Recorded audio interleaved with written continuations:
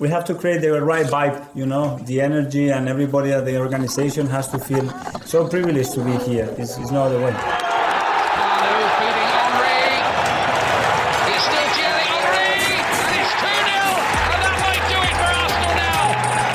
Thanks for listening to the Purely Arsenal podcast. Please follow us on Twitter at PurelyArsenalFP for all the latest Arsenal podcasts. Welcome to another episode of a Purely Arsenal sit-down podcast. I'm joined by my regulars. I've got Neil Shah with me. How you doing, Neil? Yeah, good man. We're still top of the league, 4 points clear. Hopefully 3 maybe at the very, if we can get a draw later on with those boys. Looking good. You think it could happen? It was City Spurs going to be a draw there? I get the feeling City are going to bash them, but what do you think? I hope it'll be a draw. Well, Spurs tend to be a little bit of a bogey team for them, so that's true. Hoping. That's true. But I don't want to, obviously, I never want Spurs to win, so a draw will be good for me. Yeah, I'd take that as well. Yeah, absolutely. I kind of wanted that in the Newcastle game, but Man United are basically a relegation team with a couple of happy forwards. I've also got James Johnstone with me. How you doing, James? Yeah, no, I'm very, very good as well. Yeah, when you're 4 points clear, how can you be upset? So yeah. I mean, exactly. No matter what happens tomorrow, you're sitting pretty at the top, at least, for a few more days. We asked for on the last week's pod. We asked for early goals. Why do we start slowly? And we got 2 games in a week where we bashed people off the park early on. We beat 5-0 up against Lens at half time.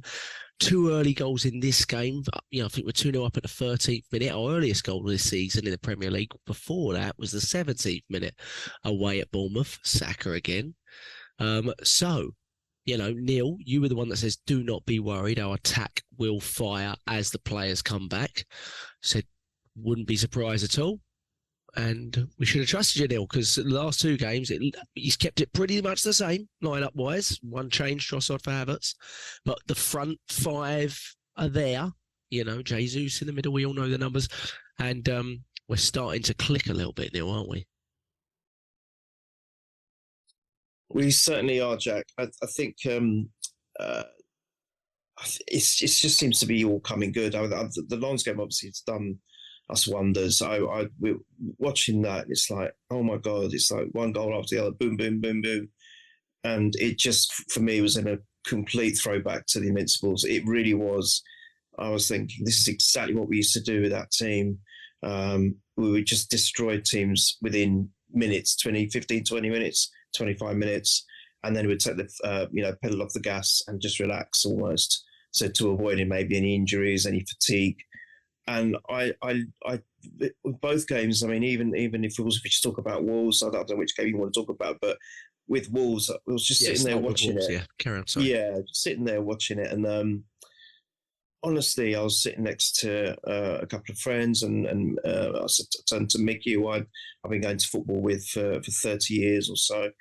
And I said, do you remember when we used to go to watch the Invincibles or even the golden era of Wenger? And we would be, oh God, so what is it going to be today? 3-0, 4-0, 5-0. It's boring, isn't it? We're going to be bored. Why can't we have some entertainment for once and feel a little bit under pressure and make it a little bit more, And I said how underappreciative we were because we were so expectant to literally just walk over teams. And it felt like that, honestly, after the second goal. And then there was that other chance. What a brilliant chance. Just the attack, it just reminded us. And Mickey was getting all excited. And I said to him, I turned around and said to him, I said, do you remember that is exactly how you used to get all those years ago? It's the first time I've seen you that animated since then. I mean, obviously, loads of good things have happened since then. But that was the first time I saw him animated exactly how he used to be. And it was the one the incident I'm talking about is the one that Martinelli hit the post. Just what a brilliant counter attack and so fast. And and I said to him, this reminds me of the Invincibles. Seeing your reaction, seeing the way we're playing, and it's been coming. I think it's been coming. We've started off really slow, steady, a little bit nervy at times, but we've still kept up there. We've kept the pace with the leading pack now. And then in the last game, we've taken over. We've got that little tiny lead, And it's just come good. It's been hard. It's been nervy. It's been a bit, oh my God, what's happening? What are we doing? Why are we playing free flow football? The difference for me this season has been the solidity with the defence. That has helped ground us and become strong in that foundation. Almost like that. It's a tree which has got a strong root. It's bedded us in properly, made us strong at the back. And then that has allowed us now slowly for the attacking prowess to start doing their thing. Now, who can say if it's going to continue going forward in games? But the good thing is the signs are there for it to happen and to flourish. And it can only get better because obviously we've got now Havertz, who seems to be hitting form. He's got that confidence. So now we've always wanted that extra option just in case we come across those teams. It proved it in that game where he came on and scored the late winner. We were struggling to have that breakthrough. So now we've got that extra option too. But gosh, Saka, who I thought was flagging a bit this season, oh my goodness me, what an outstanding player. So yeah, I'm really pleased for Martinelli, Saka. It's almost like teams are so concerned. They tried it. They tried to stop Saka again in this game, especially getting 2-3 players on him. Not this time. It didn't work, Wolves. Even the Wolves manager admitted it. He goes, we tried to nullify him, we couldn't. So yeah, it looked great, man. Very good. Yeah, he was very honest about the double teaming against Saka. And really, that's where the first goal came about. James, 18 goals and assists in 19 games. Slow start for Bukayo. Great game in midweek from him again, like multiple others. I thought Havertz's best game possibly in midweek as well. Obviously, a lovely game to do it in, but that was why possibly the attacking, maybe we saw how key to Havertz's play from a midfield position someone like Jesus is having up top, perhaps, I don't know. But James, on the first goal, Saka, he was obviously our earliest goal this season against Bournemouth in the 17th minute, but now he does one better, and he's our earliest goal again in this game. It really all came from him, did it? Great from Jesus and Tommy Asub. It really did all come from Saka. Yeah, no, he's fantastic this season, isn't he? He's kicking on and getting it. We always talk about numbers, and we've said, when you've got a centre forward who we'll probably touch on later on, and I don't know if his quotes, I think, have been twisted a bit because they seem to be more and more exaggerated each time you hear a commentator or what have you talk about it. But we know that production numbers wise, in terms of goals, we don't have that 25 to 30 goal a season centre forward. So you need 15 to 20 from a Saka. You need 15 to 20 from a Martinelli, 10 from a Trossard. If Havertz can get between 5 to 8 or 10 himself, that's the kind of production that you want. And you don't need to question it from Bukayo Saka because he just seems to find a way. We've seen it where he has games where you think, oh my God, we're going right. You might as well sub him now. He's knackered or he's not doing it. And then all of a sudden he just whips it across like he did for Havertz the other week. That's just him all over. It's just him in a nutshell. He just somehow, or he whips in a corner and someone heads it. That's just how he is. He's that good. And he's hitting the old Bradley Wright Phillips celebration as well. I don't know if that was something that he had a thing with Wrighty about saying, "Oh, I'll do," because that's. I didn't know that was his celebration. Yeah, that was his son. Yeah, that was Bradley Wright Phillips' celebration. So I don't know if there was something tongue in cheek in that that made him do it, or it's just something he's like, "I'm going to do it. I'm just going to do a toe. I'm going to do a heel touch when I score." Just possibly, yeah. Yeah, just because I want to do it. Yeah. But yeah, no, it was an absolutely brilliant. It was a brilliant goal. I mean, Neil said it there. There were, we're going to touch upon probably the finishing a bit later on, so I won't go too far. But yeah, Neil is spot on. There were glimpses of that football yesterday, same as with against Lens as well, where my jaw was nearly smacking the floor, just like, oh my God, look at this. And it's exactly what we asked for. We wanted the tempo to be upped, and yeah, where the commentators said from about the 3rd minute, oh, look at this low block that Wolves are, they've got 8 or 9 men in their box here now. And that's one way to defeat a low block. Play fast around him as quick as you can. Give it to your player like Saka, and yeah, he just twinkle-toed and then got the finish. And it was a lovely, lovely goal. Really, really nice goal. Yeah, and the other player who was probably man of the match, Neil, certainly for me and James, probably from you from watching in the stands, and he's been out for a few weeks, was Martin Odegaard, who was on the end of that brilliant move, really, for the second goal. But I thought he was fantastic throughout, Odegaard, in terms of creativity. I felt quite sorry for him in the end because he should have probably walked away with about 3 or 4 assists as well. But Neil, what are your thoughts on him? Looks like he's coming back to his best after the injury, the hip stuff, the concussion. Hopefully, starting to hit form again. Yeah, he was a bit quiet. We were a bit worried, but then I wasn't aware initially that he had an injury to his hip, and then it was all came out, and that kind of made sense. And then it's always going to take a little bit of time just to get the ground running for him, even after coming back from injury. But yeah, he looks back on song, doesn't he? The second goal that he finished, it just epitomised it. I mean, even in the Lens game, the finish was just great, wasn't it? But this one again, it was fantastic work, but lovely stuff from Zinchenko and Jesus. It's just so beautiful to watch. I mean, I still think they keep going on about Liverpool when they were at their best, and then they managed to win the Champions League and the league, and the Premiership, and then when City have been doing it, the free flowing, the nice football to watch. Yeah, of course it is. It's not. As a football fan, you've got to take your hat off to them and say that's good. But I've always thought, when we've done it, there's no better team to watch than us. I don't know, this is something, it is our identity. Ever since Wenger came, he's instilled that lovely style of total sexy football. And there's that was what I described it as yesterday, that second goal, just total sexy football. I don't think now, I watched Match of the Day, and of course, Mr. Murphy was going on about, yeah, it's a lovely goal, but look at the defence from Wolves and and yeah, it's all down to the fact that they couldn't defend. Yeah, it's a lovely goal to watch from Arsenal, but maybe they could have done it better. But I don't think there's many defensive teams that could stop that kind of work when it's that fast. Those 1-2 so quick around the box.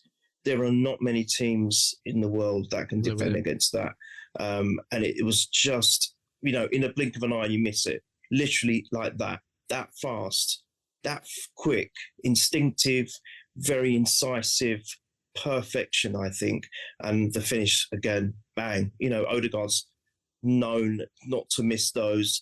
Even when we used to cry out, remember James, we used to say that he's got to finish more. That's probably the only bit of the game that's missing. But even when he scored, it was those kind of goals he would score, wouldn't it? It's just very effective, powerful, not powerful, but very, very precise. So it makes it look like it's quicker than it actually is. That's his trademark. If you watch the ozone trademark, that's what they're calling it. The ozone. Yeah, if you watch his goals, obviously his first ever one against Spurs when it was no fans in the lockdown, when it's same area, placement. I think he's got 2 against Man United at home that were very, last season. This season, he scored one that was exactly the same. Yeah, and it's the same space. And you are right, Neil, in terms of how he strikes a ball, he's gotten so much better at it.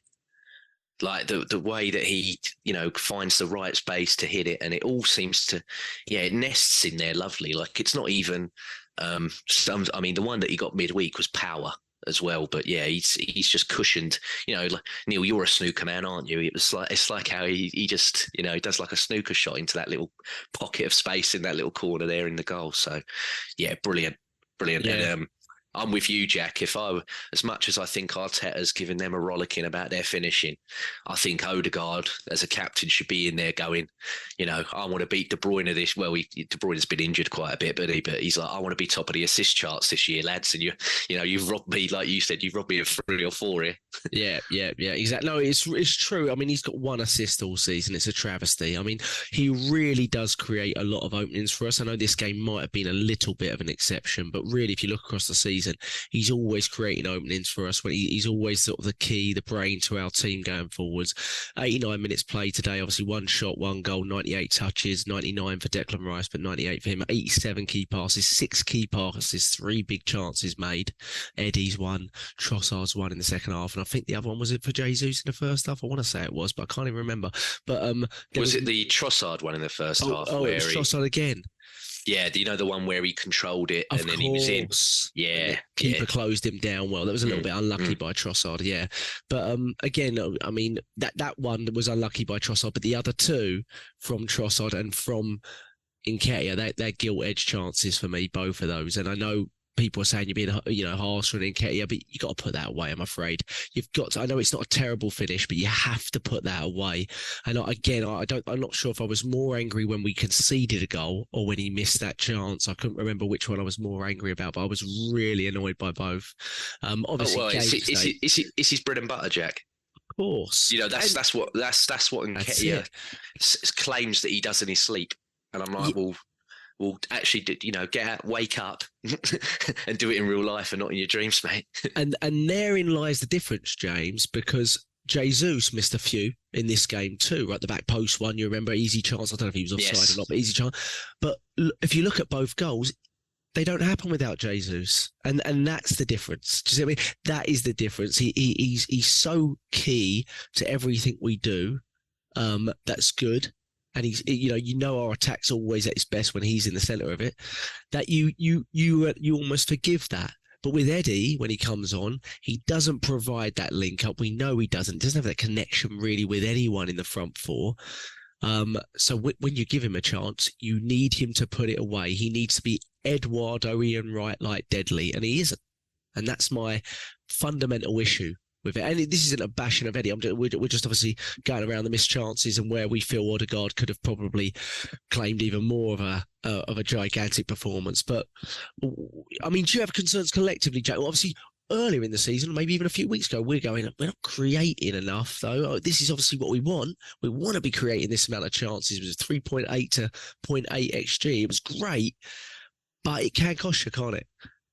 Yeah, and you know what? It's one of those where you end a half and you're on a big high because you're thinking, like I put on Twitter at the time, I was like, oh, we should be 5 or 6 up here. We've absolutely dominated this, but I was like, don't worry, because we'll come out second half and then hopefully we'll score again quite early and kick on. And yeah, we went from what I would say a relatively comfortable and dominating type of performance to then towards the end clinging, trying not to make it a draw, which was the most frustrating thing. And I get what people say about, I'd be more worried if we're not creating those chances, like we have seen this season where it looks like nothing is going to happen, but at least we're creating and everything now. And I'm like, yes, but I've always said, Jack, with these players that we've got, and again, touch on what Neil was saying earlier, with these players that we've got, we're always going to create some stuff because they're that good. Yeah. They're brilliant players, but it's like that finishing. I hate to keep touching back on it. Last season, the league, it was 5 points. So that's how fine the margins are. That's basically 2 games, 5 points.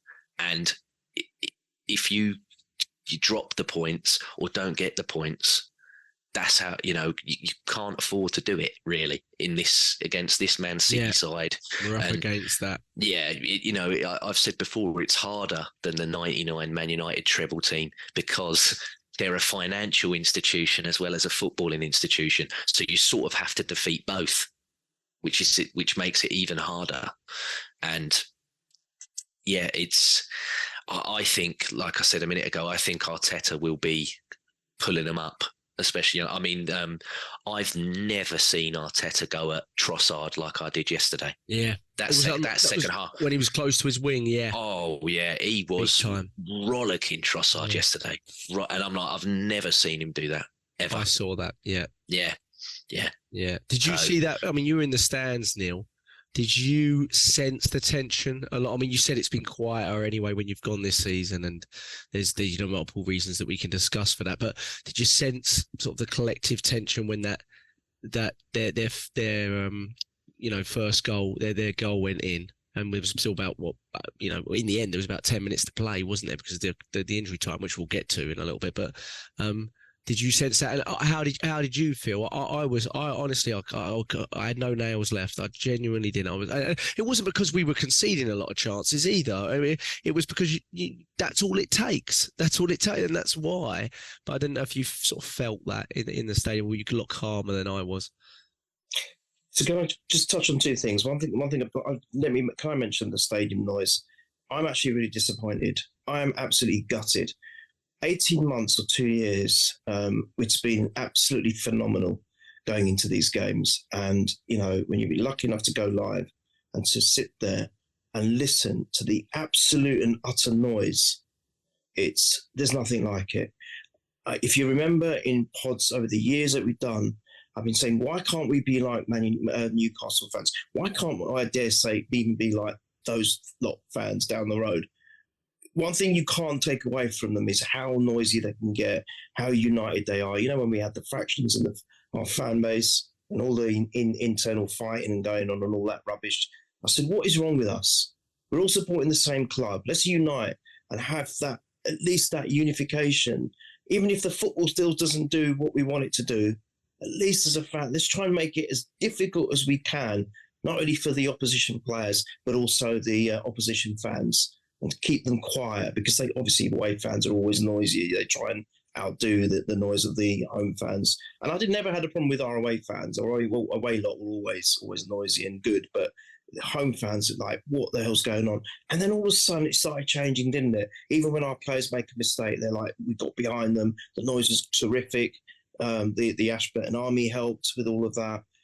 And, this season, although it's been okay, it's still been at the good levels, it's nowhere near what it was, especially last season, where the atmosphere is just unbelievable. Now, I know you made a great point, Jack. I think you were saying that, well, is it because the expectation now isn't maybe as high, or the surprise isn't as high as it was last season? Because we were like, wow, how are we doing this? What's going on? Look at us. And I get it, and I totally appreciate and understand that, but I still want it to be loud. Even if we're expecting it, I still want it to be loud, because it really helps. It really makes a difference. And just wanted to touch on that quickly. And then, yesterday, I mean, it reminded me straight of the 2-0s that we were up last season. West Ham, Liverpool, total control, utter control. And then all of a sudden, what the hell are we doing? We could have gone into that after, at half-time 4-0 up easily, 4-5-0 up. We could have replicated Lens quite easily, in my opinion, anyway, because of the brand of football we're playing. And you know what? I kept saying, Wolves are offering nothing. I kid you not, I'm probably wrong, obviously, but it felt like for the first 30 minutes of that game, they didn't even come out of their half. And I was watching their players. Not one of them stepped over the line. I could not believe my eyes. And I said, all right, we're playing great football, but they are making it a lot easier for us, because they're not even pressing on us. Even when they had a chance, they're not coming forward or putting any pressure on our players. So I thought, we're doing a great job just boxing them in and keeping them at bay. So we should be taking more advantage of this.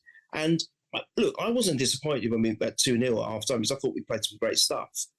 But then you'd expect to carry that momentum on in the second half. Second half, I felt that we'd drop literally from fourth or fifth gear down to first. We were just like, yeah, all right, whatever, we've got this in the bag. And I felt that touch of complacency come into our game, and almost like, yeah, they're not going to hurt us. And of course, then, Zinchenko gives the ball away. And when that ball went in, we were all fuming. We said, why have we allowed this to happen again? Because even if we think we can control it, even after them getting a goal back, we have put that undue pressure on ourselves for absolutely no reason whatsoever. And while I was ecstatic and so happy with Lens, that one we did well.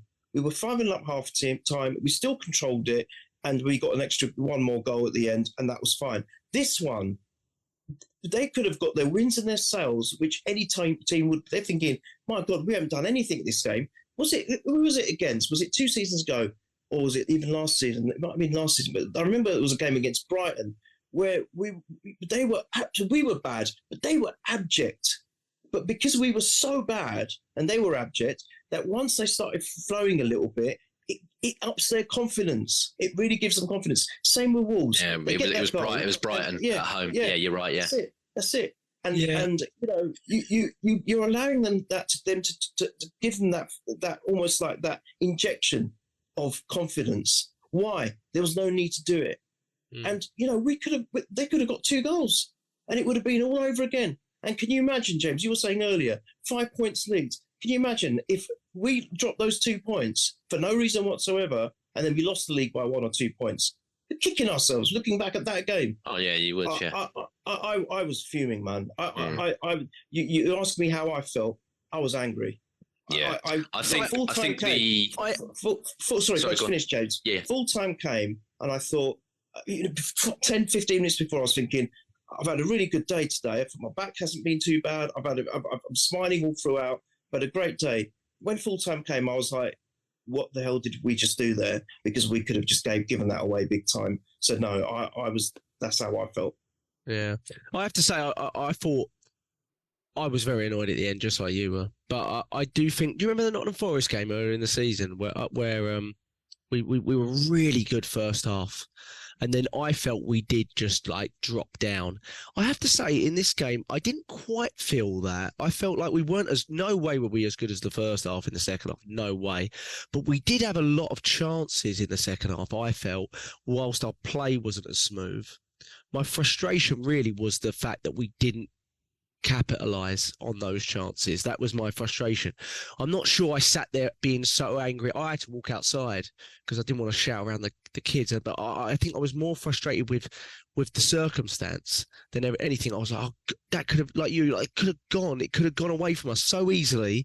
And I was more frustrated with like Trossard and Eddie and just gilt-edged chances, just very frustrating, and not necessarily their fault. Trossard doesn't miss big chances usually, to be honest. But I was more frustrated there, and then the sloppiness a little bit at the back. But I did feel our intent, maybe I'm wrong, but I did feel our intent was still to try and get the third. Maybe it wasn't enough, but I did feel it was to try. Whereas against Nottingham Forest and things like that, from what I recall, I remember sitting there being like, we're just trying to see this out here. Or Fulham. Do you remember we went down to 10 men against Fulham? Fulham went down to 10 men, and we started, passing the ball back to the goalkeeper and sitting off them. And I was like, we deserve that equaliser kind of thing. Whereas this one, I think maybe I was most angry because I felt it should have been out of sight. Yeah. But, sorry, Jake. No, I agree with you. I wasn't angry because it was a lack of trying. I was just angry at what you just said because we should have buried it. To be honest, we should have buried it in the first half. Yeah. We should have been out of sight in the first half. Absolutely. Even if we'd got the third goal in the first half, I think that would have been enough. Yeah. It was more about the finishing. I'm not saying it was because we just thought, sit back and our finishing has got to improve. I'm sorry, James. I know. I'm not having a go at you. I know Eddie has been a big proponent, and you've been championing him. And I can't anymore, Neil. I can't. No, but I appreciate. No, I can't stick up for him. No. But I'm saying I appreciate what you've been doing up until now. You're saying, all right, now anymore. He's got to be finishing chances. He's got to. You keep thinking he's almost like he teases you. He'll do this, and then he'll bag a hat-trick against Sheffield United or whoever it is, and you think, okay. Maybe, I said it on the pod after. God, all right, I like having egg thrown back. I like being shut up and having egg. I have to eat my own words. But then he doesn't do it again for another 5-6 games. That's not good enough. If you're a striker and you're paid to do a job, do it. Do it consistently. I'd rather you get one goal every 3 games or for 3, one goal, rather than getting 3 in 1 and then not doing it for the last 6 or 7. No, you need to be more consistent. And if you're not consistent, I'm really sorry, my friend. We need someone else up there because we're not going to win championships or major trophies with a person who's inconsistent. They all need to be consistent as far as I'm concerned. Yeah. What was your overriding feeling with this one, James? Yeah, I feel the same as you guys. I think the big thing was, like you said earlier as well, they were double teaming up out wide, but then they were trying to lock the midfield. And I was just like, well, tactically, I'm not. I know he made some comments after the game, Gary O'Neill, which I thought a bit weird, mate. When he was, like you messaged me, like he was alluding to time wasting, and I was like, I will call us out on everything if I see it. And there was only one throw in that I remember that was like crystal pat. Like I messaged you, Jack, and I think Zinchenko had the ball, and then all of a sudden he dropped it, and Tomiyasu, and I thought you're going to get Tomiyasu booked for that because you've took too long, and then you've swapped it over. But that was the only thing that I could say. Okay, that's time wasting, in inverted commas. But I didn't see any, rolling on the floor or anything like that from us. But yeah, I think when they made that goalkeeper change, I don't think Sar's a brilliant goalkeeper anyway. For Wolves, I don't. No. Compared to the one that they had before, I think they're already, aren't they? Yeah, the goalkeeper that they had before that they sold to Roma, He was, I can't remember his name now. Off the top I of my remember head. he was quite good though, wasn't he? He was a lot better than what they've got now. Yeah. And when they brought that goalkeeper on, I think defensively they sort of changed it up a bit because they were like, right, we don't, he's not the first choice. We don't trust this one as much as so I think they went a bit more cautious defensively. But again, the frustration comes like from what Neil said, in that we were so comfortable and then it just changed to a game where it felt like we were clinging on. But also, and I say it every single time we do a podcast nearly, I can take conceding to worldies or a lovely bit of skill. But when Arsenal, Christmas is in 22 days. We just, there you go, have it early. When you self-inflict stuff, I mean, no taking away. There's bits of that Cunha when I watch him, Jack, especially against the big teams. Yeah, I'm like, he causes ag for people. And the finish is superb, because I had some of the, I had some of them on Twitter like, supporters of other teams that try and rally, rattle me and everything else. They're like, oh, you're just going all of that. It's typical Arsenal fan. You're just talking all about Arsenal. You're not praising the. I mean, well, first of all, they didn't win the game, or they didn't get a point. But I'm like, I've put on there, brilliant finish though. Yeah. Regardless of that, I've put brilliant finish. I said I have credited him actually. Like, all right, I haven't named him, but I've put brilliant finish, which it was. It was and do you know who I felt bad for, Jack? And he made a brilliant tweet, Adam, from Arsenal Therapy. I felt bad for Raya. Yeah, he was terrific. I thought he was really good again. And like he as well. I thought like he put on Twitter here, because I saved the tweet. So he put here was superb, best performance in an Arsenal shirt to date. Big stop before half time. Agreed. And then on the 53rd minute, the other one from Cunha. And he said he ended the game with a authoritative high claim to help us see that, and he did, didn't he? That cross coming in, and he just laid on the ball. Yeah, and then ref decided to add another 2 minutes. Yeah. Oh yeah, that was a joke. Yeah, but I mean, that was I agree with what Adam said there. It was his best game for us. I thought Raya was brilliant, and he deserved the clean sheet. Them as a unit deserved the clean sheet, apart from just Zinchenko mucking it up for him at the end. But the other point as well I just want to make, which was frustrating, was, and I don't normally blame the refs, Jack. I blame her. I always say don't bring them into the game, but he was terrible. I mean, really bad. Second half mainly, yeah. Yeah, and I know Neil, and I think hopefully now you've seen it back. The one on Jesus, it's penalty. Oh my goodness! And I did say, like I was saying to you, if this was anyone else but Wolves, they'd give that. Because I think they're like, we can't give stuff about, they tried to give the Gabriel handball that hit his thigh. They really wanted to give that. Yeah, and I was like, wanted to. I was like, you've worried.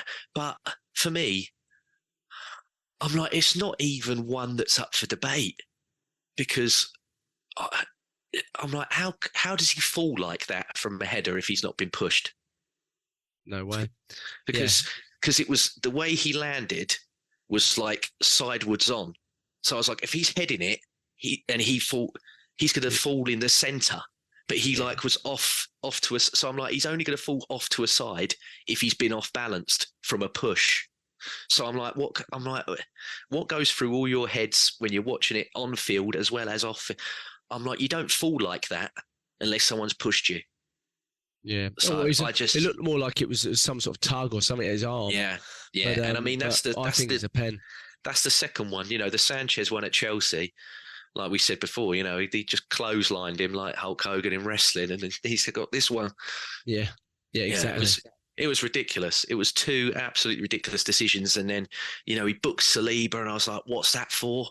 I was like, I'm like, it's so funny you said that, James, because Mickey, he said the same thing. He goes, I think they're going to be not do it against Wolves because they've had such a bad run of VAR decisions against them. He said exactly the same thing as you did, and I was like, wow, that's a really good point. The thing that I noticed, which really annoyed me, was the VAR checks on our goals. I'm like, what's wrong with those goals? I mean, we're watching it live. We haven't really seen it once. Yeah. Why do they have to scrutinise everything we're good that we do every time? We just like laughing. We're thinking, can you imagine if we had a penalty shout for us, they'd end up doing a VAR check and then giving the penalty the other way, probably. It's look, it was so quick for Jesus. Is what it was like. Over. Unbelievable, right? It's just Unbelievable. I think I've got to the point where I've given up now. I'm not going to talk about it anymore because it's just no point. Honestly, it really is. I mean, I will talk about it. I'll get upset, but you know what I mean. You get so frustrated with it, Jack and James. Yeah. I'm just like, I mean, my issue really was, I mean, all of those things, but I sensed strongly throughout the second half that he was trying to somehow even make things a little bit more comfortable on Wolves' side and try to make a game of this. That's what I felt from the ref, because every 50-50 challenge he was giving their way, and every free kick, we were getting booked for things. I genuinely am not sure Sleeper even made a foul, but he definitely wasn't a booking with some of the fouls they were making, double teaming Saka, all that absolutely ridiculous. But then when Gary O'Neill moans about time wasting, how ironic, the person who kicks a second ball on the field in the first half to slow down the game, Gary O'Neill, says that Arsenal are time wasting when we've had almost 4 XG in a game. The team that's battering the other team isn't time wasting. That doesn't make any sense. We might be tactically slowing things down, taking a breather, something. No, that's not collective time wasting. Time wasting is what the team that's trying to get our way without losing or bashing does. So that's not true. Plus, if we were time wasting, he added 7 minutes in the first half for Sarr being down for 2 or 3, and 8 minutes in the second half when Tomiyasu was down for 90 seconds. Where did those minutes come from exactly? And so there was no argument on Gary O'Neill's side, and I like Gary O'Neill, but I don't like him because of other people say, he's this sort of witty British young manager. I like him because he seems to try to play football. That's why I like him. But he has made comments that if Mikel Arteta had made them, like things like, if you ref us and make a wrong decision, you'll go down to the Championship, son. Imagine if Mikel Arteta had made that comment. It never gets mentioned.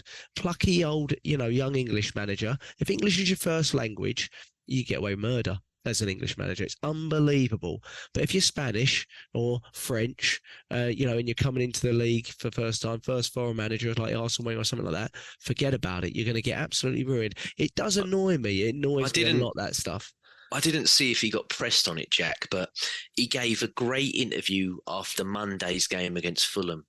And he got screwed over on that one big time. Yes, yeah, he did, yeah. But because they were saying about, he went, I've been in the ref's room and they've given me another apology. And they went, and you'll be speaking to Howard Webb tomorrow. And he went, I no more want to talk to Howard Webb than Howard Webb wants to talk to me. He's like, I just want him to get it right. But if that penalty was given yesterday, which it should, it's yesterday for me and Neil, today for you, if that penalty was given, he's got no argument. There's no need for him to feel like he's been robbed or having I'm like, it's, they go, if it's not clear and obvious, it needs to be you can't get more clear and obvious than that on Jesus. It was just baffling, absolutely baffling. And he didn't mention that one, funny enough. No, and it just confused. Like I said, it frustrates the life out of me because, like you said, it's them going, we don't want to upset him. He might kick off again. Yeah, no, exactly. I mean, if you watch the interviewer, he talks about even the handball VAR check from us, almost implying that there might have been something there, and the commentators, loving it up, saying, I do agree with you with Arsenal's time wasting and stuff. I'm like, you must have watched in a different game, seriously. So I just found that very, very shocking. But a couple of players and things that I want to talk upon. I think Zinchenko, we probably should discuss him a little bit. I love Zinchenko, Neil. I think it's fantastic. He was so key to the way we created in this game and in midweek, even though he came off at 45. He is really important for the team. But there is definitely, I think, an understanding that at times he just gets a little bit lackadaisical with the ball at the back, probably when the game's a little bit too easy for him, perhaps. And usually at that point, it's you bring Tomiyasu on. But Tomiyasu's he's playing out of his skin at the moment. He was fantastic again. What did he do? Create 2 in midweek. He was a big part of the first goal again for this game. He's really learning to connect well with Saka. People forget that was what he did. The season we had the big jump to 5th, it was really him that created that link up with Saka. And really what we've lost since then is a fit Tomiyasu. That's just what we've just not had a fit Tomiyasu. And of course he goes down in this game with a calf issue, which is a worrying concern. But hopefully Arteta is being honest for once and it is just fatigue. But Neil, I just want you to understand on the fullbacks where you stand on the fullbacks in Zinchenko and Tomiyasu. But really, Zinchenko, he had this sort of like Jekyll and Hyde game. And I think at that point we would have brought Tomiyasu on, but maybe he doesn't trust in Kivior enough to have brought him on in the 65th minute or 70th minute in a game like this, in a Premier League game. I don't know. Maybe he does. We'll see in midweek, maybe. Yeah, Tomiyasu, yeah, you summed it up. I think he's even better than when he first started. For us, coming back from injury, he's just been out of this world. I mean, didn't he? He's like assisting and doing all these sort of things now. He's added that to his game as well as the defensive stuff. And you were right, he was linking up well with Saka before Ben White took over that role, and he was doing it. And I was actually kind of getting a bit worried for Ben White, thinking if he carries on playing Zinchenko at the left, he's going to find it difficult to remove Tommy because he's doing nothing wrong in any position, any side he plays, really. And I'm thinking, is Ben White going to get a game if he plays Zinchenko and plays Tommy on the right, Zinchenko on the left, as what they were brought in to do in the first place? Is Ben White going to get back into this team? It's like, what? It's actually wonderful. It's great headaches to have. To oust Ben White, who's arguably been an unsung hero for what ever since he joined. He's done a great job. He moved from what we bought him for into a right back. And he's been tremendous with it. And I just love the options. I love the defensive options we've got at the back, especially with Timber suffering that unfortunate injury. You said it, Jack, from day one. He said, "Well, yeah, okay, that's up to Timber, where you expected him to be a very versatile player, could probably play in maybe 2 or 3 positions at the back." Well, we've got Tommy. He can do the same thing. I've got no worries about him apart from what you just said about the injuries. Now, we hope it's fatigue. Maybe it was tactical in a way, and we're just resting him because we've still got quite. I mean, all right. I know that the PSV game. I hope to God, just digressing slightly. I hope to God he just flies out all the youngsters. And you know what? And it will be such a. And you know what? To be fair, guys, what a lovely day! What an experience it will be for them. What an amazing... They're in the Champions League. It doesn't matter if it's a dead rubber game. In Champions League. Yeah, it'll be such a great experience. And I think, have we got Liverpool only a few days after that game? Am I wrong? No, it's Brighton. Right? Oh, it's Brighton. Okay. Yes, Brighton, I believe. Okay, right. So whatever it is, Brighton's a tough team. Come on. Whatever. They're a tough team. So it'd be nice just to rest all our players, all the seniors, all of them, even the ones which have cut start on the bench. Just rest them all. Give the youngsters an experience of their lives. And a great way to really, blood them in a proper senior game rather than just play for the academy all the time. I think that'd be great. So, I hope it's fatigue because I think Tomiyasu, very much like maybe what Havertz is going to do for us now after gaining a lot of confidence. Oh, by the way, when Havertz came on, the cheer from the crowd, wow! He's not nice. Had that. He has not had that. That is the first time. Complete appreciation. I was so happy for him to hear that from the crowd. I was talking a bit earlier that they seem to have gone down in a little bit of the noise levels, but when Havertz came on, he was good when he come on. He was good when he come on as well. He got fouled twice. I couldn't believe they didn't give that. That was another thing I got. Yeah, that one ball that he lost, but I think Gabriel left him in the lurch a little bit more than his fault. But yeah, otherwise, I was just before Saka got subbed, he played the ball into Martinelli. I think it was out wide, but if you watch it back, Havertz is cleaned through. If he went straight to Havertz, I don't know if Havertz would have run and finished it. I don't know if that's asking too much for it, but he was clean. Like he was away. Like the guy wouldn't have. Wow. And I was like, that's what I want to see. Because it's the big strides. That's what I've been talking about the whole time. Like, you can get, I'm not trying to compare him to Haaland because Haaland's just, he's a different kind. He's not human. So it's hard to compare Haaland to people that are human. But I'm like, when he gets those yards on you, because obviously he's like size 35 feet. He's every one step he takes is like 13 to a person like me. So that's what I want Havertz to be doing. 26 for me. Yeah, exactly. Yeah. So I'm like, make up that ground, mate. Because if Saka slid him through, he was gone. He was well gone. He'll start in midweek for sure. I think Havertz after that change. Well, they're a long hoofball team, so yeah, I want Havertz in there. Oh, that makes sense. James, that may be what he planned. Yeah. James, you just said Haaland's not human. He is when he plays Saliba, mate. Yeah, that's true. Actually, fair point. Yeah. That's it. But saying that, sorry, carry on, Neil. No, it's fine. No. I was just saying, just finish off on Tommy. I think it's a wonderful headache. It's an absolute headache. I've got no worries. I don't think any of the players are going to get peed off or anything like that. I think it's a wonderful headache. Yeah. I don't think there's any animosity towards each other because you've taken my place or I'm not getting bits. I think it's going to work wonderfully. And look, we're through to the Champions League now. We're through to knockout stages. We're going to need everyone firing and all our squad players, everyone, the rotation to be working. We are challenging for the Prem and the Champions League as far as I'm concerned. We might even have a good run in the FA Cup. We're going to need it. So I have got no problems. Just a bit concerned about the injuries to Tommy. Let's touch wood. He'll be fine. That's all we can say. I mean, hopefully what I said a couple of weeks ago about the club trying to be, I think there's been a collective systemic chat where they've said to players and managerial alike, if we can catch things earlier, we may have to pull them out earlier, but we'll get them back earlier. And if you watch this season, we've had a lot of minor injuries. Or, of course, it doesn't rule out the big ones like the timber. You can't sometimes address that. You know, those are just bad luck, and it's unlucky and it happens. But hopefully, it's one of those where we've just been like, okay, feeling something goes straight down. I'm not going to play through it like I did. You know, maybe it's something that, remember Ben White, that's something he probably keeps playing through weeks and weeks and weeks. We pulled him out for basically 3 weeks there, didn't we? You were putting it down to fatigue. So hopefully it's something like that. Because like you said, we are quite short in defence. Starting Tomiyasu and Zinchenko fitness-wise always worries me because they've notoriously picked up a lot of these minor ones.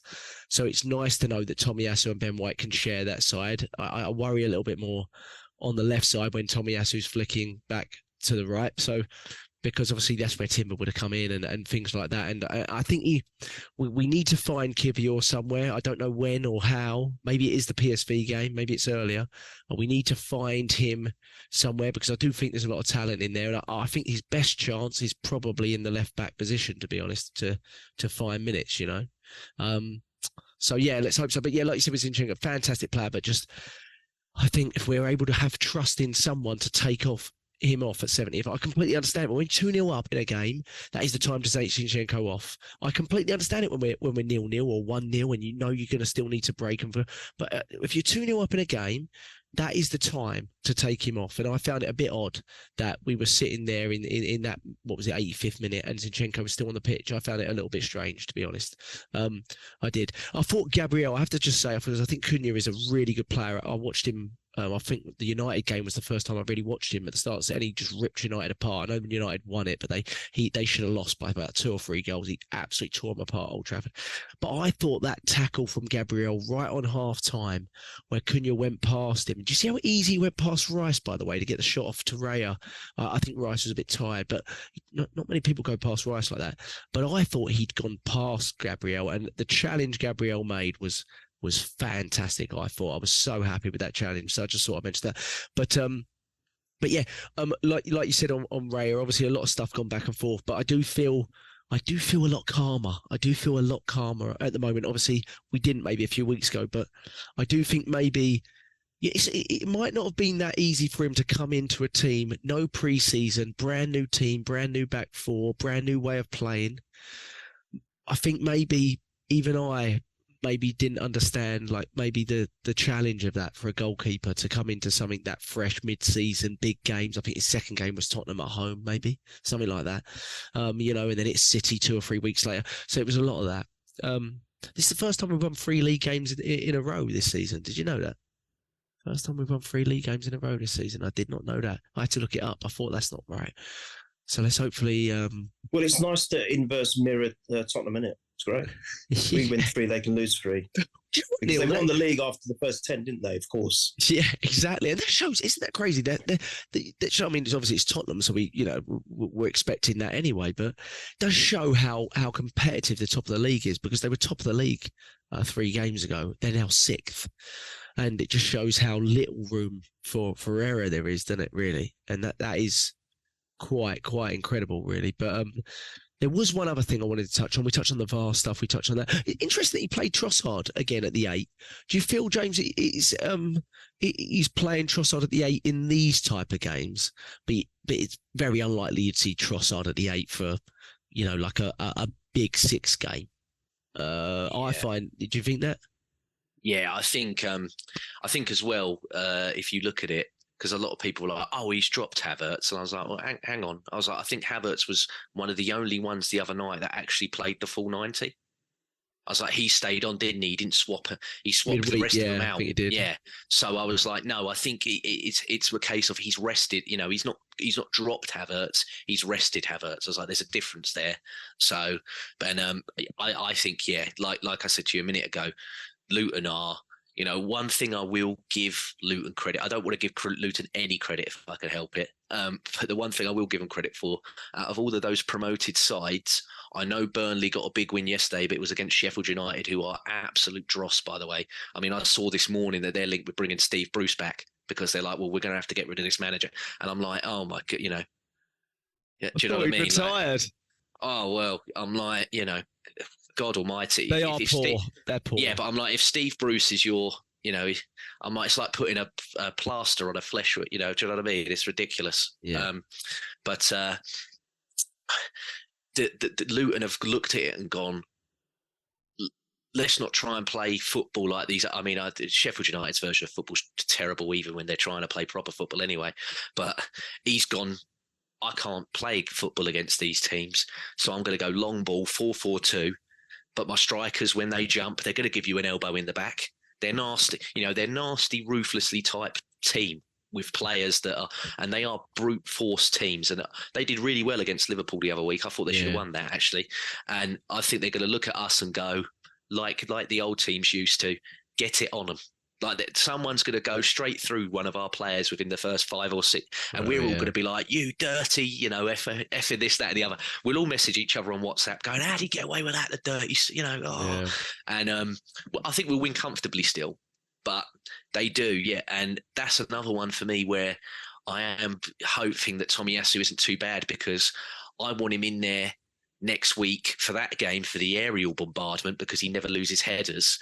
But then also, again, we got Villa that week on the weekend, and I'm sorry, I don't want Zinchenko starting against Aston Villa, even though he was brilliant against them last season when he got his goal and everything else like that.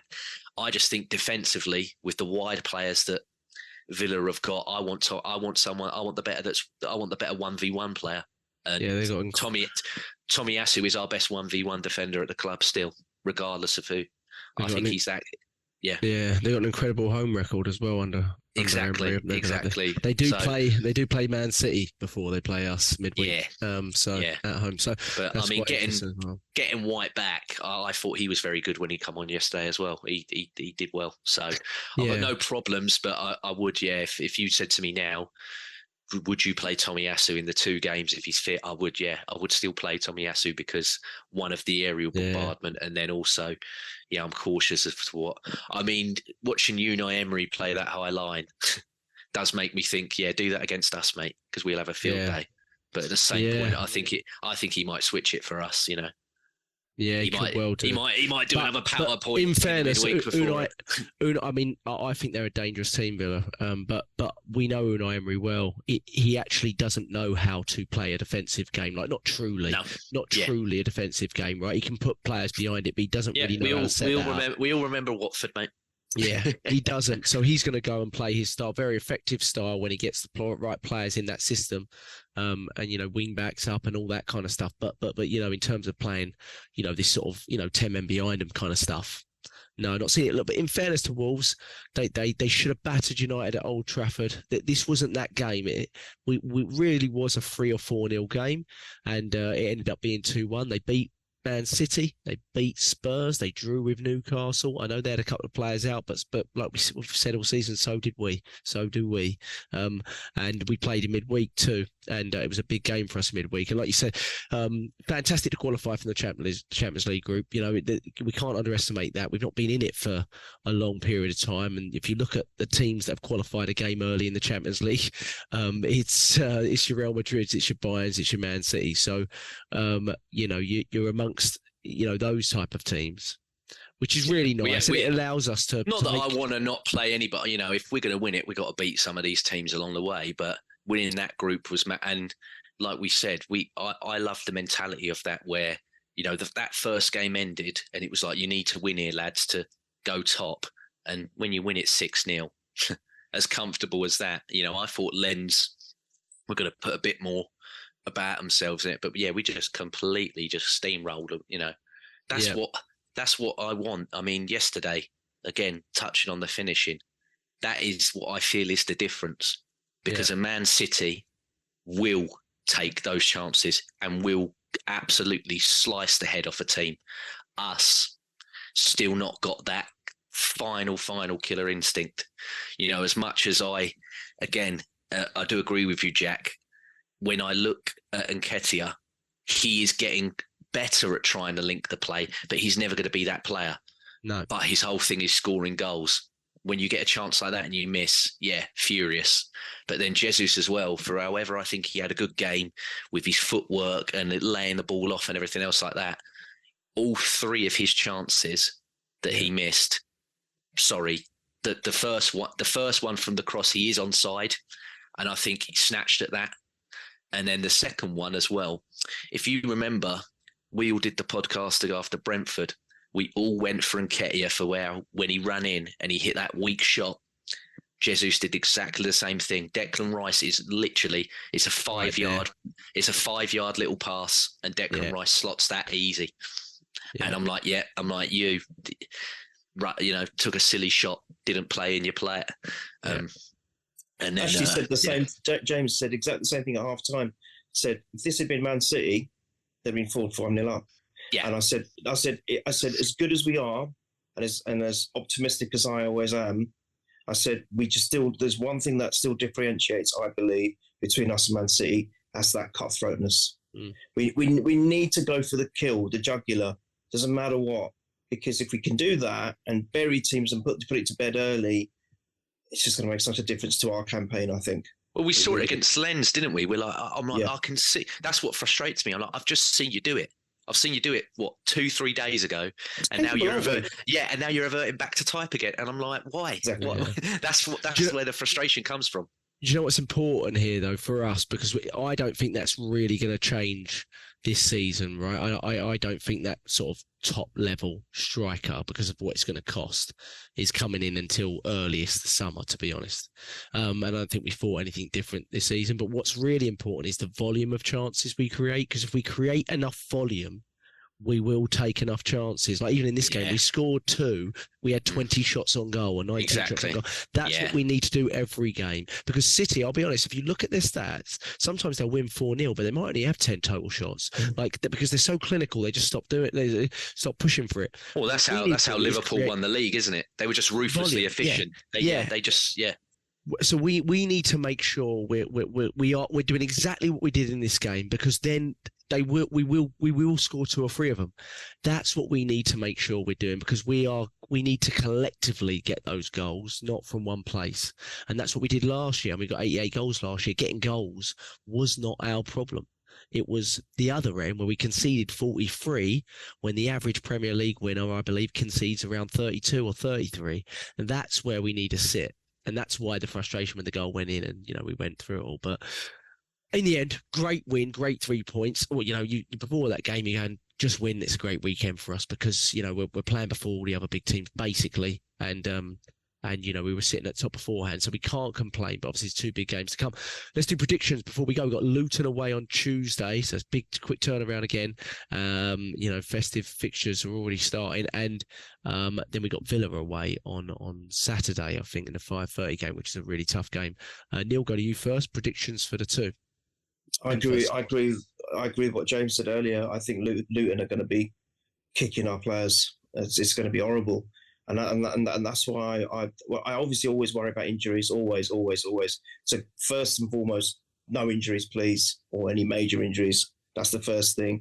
But I think one thing that we have certainly improved in recent times is we can mix it up with them. Physically, we can mix it up with now other teams. I don't think our players are scared of anyone now in that respect. We're not going to be bullied off the park. or anything like that. I mean, just touching on Gabriel very quickly, you were mentioning and praising him, Jack. I still will never now forget this season will be one of the pinnacle moments. You always look at highlights of goals, don't you? The pinnacle moment for me this season so far, it might be for the rest of the season, is how he got so animated against Lens. We were 6-0 up, and how he celebrated that tackle to keep it as a clean sheet. My God, that epitomises us now. I love that so much. He had a real issue with how they celebrated in Lens, didn't he? He had a real issue with that because he posted something about it, which was fantastic too. I love it. Yeah, exactly. I love that, and man, I love him. Him and Saliba are brilliant. That partnership, they're the perfect four for each other. I love it so much. It's just a shame, as you said, we conceded that goal yesterday, which is quite frustrating and annoying. But hey, right, going forward, Luton, I think it's going to be physical, very physical. I think James summed it up earlier.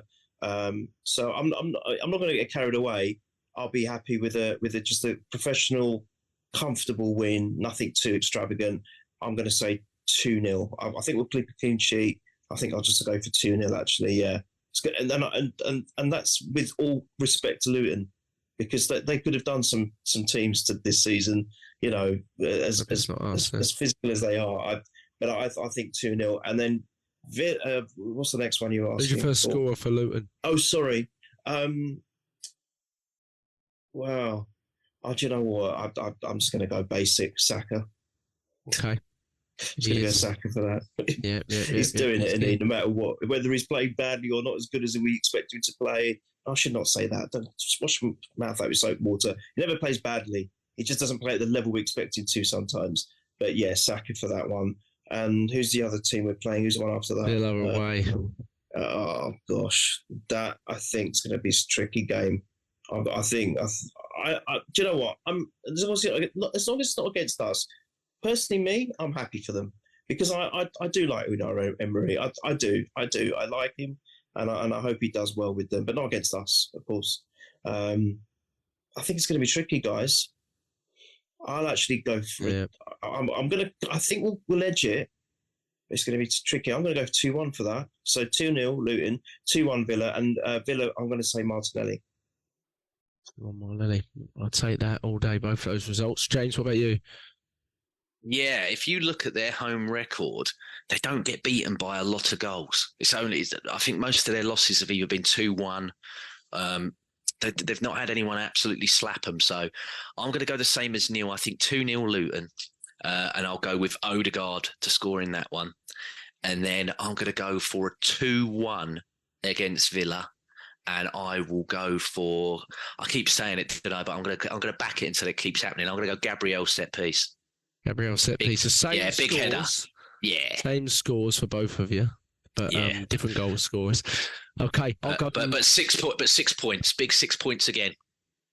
Yeah, that's we had 8 goals in a week, but we got the 6 points. I'm like, I'll sacrifice the more goals to still keep me 6 points, please. So yes, this points is what it's all about. That'd be massive, wouldn't it? Cliche, but points mean prizes, as the late Bruce Forsyth said. That's true. It's true. I'll go 3-1 midweek. I'll go. It's about time someone pumps them, to be fair, but they've been very, very good at home. It worries me because it's a tight pitch, the unique stadium, how difficult those. Jack, you're being kind, mate. It's a shithole. Let's call it, let's call it as it is. It's a shithole. It really is. It's a very interesting entrance. I'll give you that one, but I'll go 3-1. I'll go Havertz, as I think he's going to start. So let's see, and then Villa. I'll go. That's going to be a tough game. I'll go 3-2 Arsenal. 3-2 Arsenal. Same as last season again. 3-2 again. It was 4-2 last season. It was 4-2. Yeah, that's it. Yeah, the Martinelli one. Yeah. I'm shocked. I'm getting really worried about Jack. I think he's been possessed. Number one, when has he given 2 wins in a row like this? And then to even do a bigger score than I predict on both games. Something's wrong, man. I don't know. Jack, have you changed your diet? So I just had ice cream. You've got to believe it. You've got to believe at the moment. It's what we've got to do. We've got to believe. Take one at a time. I don't know. I do. Every game worries me, of course, but it does. But and obviously we got some really interesting games coming up. But look, I do like the way Who's scoring in the 3-2? Sorry, mate. Oh, You haven't done your scorer yet. Jesus. I said, Jesus. Oh, okay, cool. Jesus. We need him on that one. That's going to be a tough game, isn't it? I mean, it's hard. I look at fixtures for teams as well, but they do play City 3 days before it. They play a day after we play Luton, so you don't know. We've got to focus on Luton first, but that's not necessarily the kindest of fixtures for them beforehand.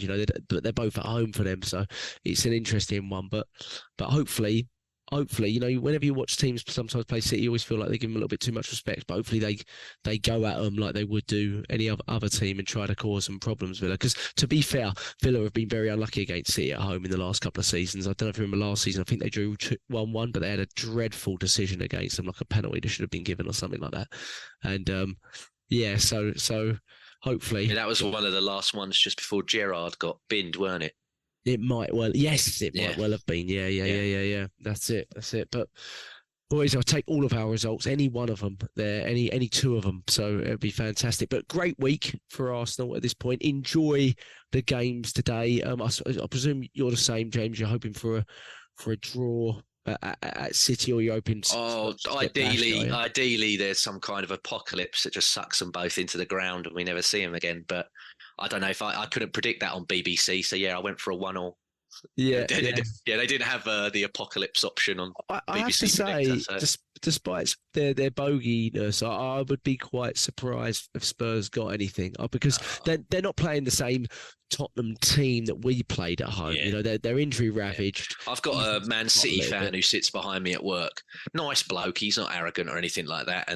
But he was going to me, we're a bogey. Spurs are a bogey. And I went, mate, if they play like they play, you should be doing them by 10. Yeah, that's what I said. If they go into it like they did against Chelsea before they got the cards, I said, mate, come on. I'm like, if Haaland doesn't see Dyer playing and think hat-trick for me, I'm like, then you've really gone wrong. Yeah, you've really gone wrong. Just saying, you've got a Man City fan at work. Do you know the weird thing is, I've never ever, apart from when I'm being in Manchester, have I ever come across a Man City fan ever. It's weird. You have over here. He said to me, I think the story behind it is that his dad or something knew Alan Ball when he was younger, and Alan Ball got him a City shirt, and he's like, that's just how. And he said, I've followed him ever since. It was something. My dad's favourite player, Alan Ball. That's why he was an Everton fan as a kid. Yeah, I can't remember the exact. It's like proper stuff. But I think that's what he said, something like, and he went, I've just followed him ever since. But no, Neil, you are, Man City now, I mean, everyone knows I live in Essex anyway. There's so many kids with City shirts on because they're the United of this era. So, course, everyone in Essex is going to have their tops on. Talking of United, Mahrez.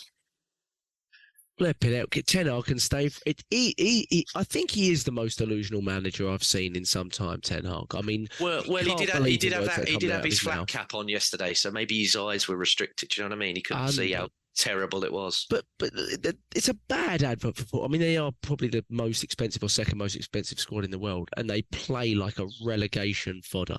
I mean, they are dreadful to watch, right? I mean, it's just awful. It's worse than it was under Mourinho, I think. We're talking about drop-offs.